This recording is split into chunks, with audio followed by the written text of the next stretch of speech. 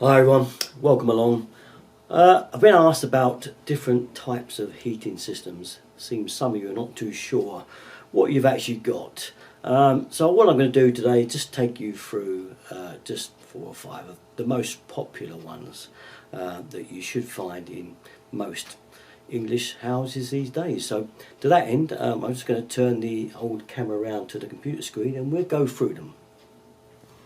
Okay, so first up then we have the Combi system.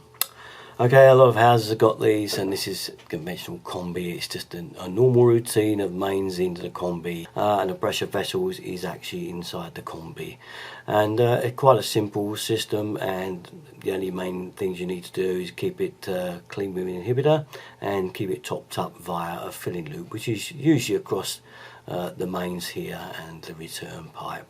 And you just need to keep that topped up between 1 bar and 1.5 bars, and that's it really. As you know, the hot water will come straight out the taps and light the Combi, and you should have fairly instantaneous hot water with this system. So you know you've got no roof tanks, no cylinder.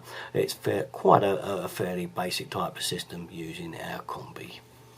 Moving on, this is our F&E system, and this one again is one of the most popular ones in the UK as well as a Combi that has largely reached a bigger audience these days. With more modern Combis, they are getting better, but most houses these days as well will have this F&E system, and it's a conventional one. So if you've got a tank in the airing cupboard, you're more likely got a little F&E tank, we call it, up in the loft to feed the boiler, which is underneath the radiators, and there'll be a little inner coil in there. It doesn't show in this picture, and it keeps the boiler system separated from the cold system that you draw off to the taps.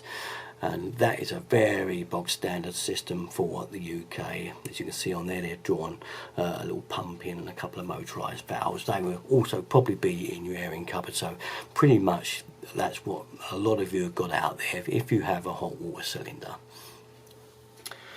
Moving on now again, this particular system, it still has our copper tank in the cupboard as usual, but whereas some of you have said they've gone up in the loft and not found an F&E tank, and that's because some of them are actually using a filling loop and a pressure vessel.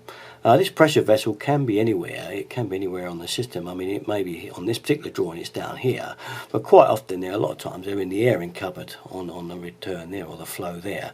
So they can be in the airing cupboard, they can be on the loop round. So just have a look. If you've not got a little F&E tank, then you must have a filling loop somewhere with a little pressure vessel there to pressurise it up. So kind of like the actual heating circuit is mains fed via a filling loop and a little gauge to get the pressure up to 1.5, a bit like our Combi boiler on the earlier picture, but you still have a copper tank and a main roof tank still to feed the tank and have water out of the taps. In this particular instance, you can see it's fairly straightforward. So that's just one other instance where you may have a cylinder, but you won't have an F&E tank. Okay, to our last little system there, because I don't want to boggle you with too much, but this is our other one. It's a kind of a Megaflow system, and you will have a copper, not a copper tank, it will be a steel tank you'll see in your cupboard, and it will have lots of pipes going to this, look very technical indeed, but you won't have a roof tank again with this, nor will you have a F&E tank. Quite often you have a pressure vessel there going in for that inlet, and also on the flow and return here, you may have another pressure vessel and be fed, so that the mains is being fed through there and topping up our flow and return as well. The pressure vessel might not be there, it might be located elsewhere, but this is a very sort of modern pressurized, complete pressurized system that does away with roof tank and a cylinder. So it's just another way of going, and a lot of places have got these in there now. And if you just look for a steel tank in your cupboard, and you'll see just by looking at it, it's one of these. And as I say again, you will have to keep an eye on pressure levels to make sure that they don't drop, especially in the heating circuit. We don't want that to happen, otherwise it will not work. So that's it. That's the 4 most kind of common that I've seen in the UK. There's probably a good few more out there, but these are the most common ones. So I just thought I'd run you through on them. Well, okay, that's about it from me.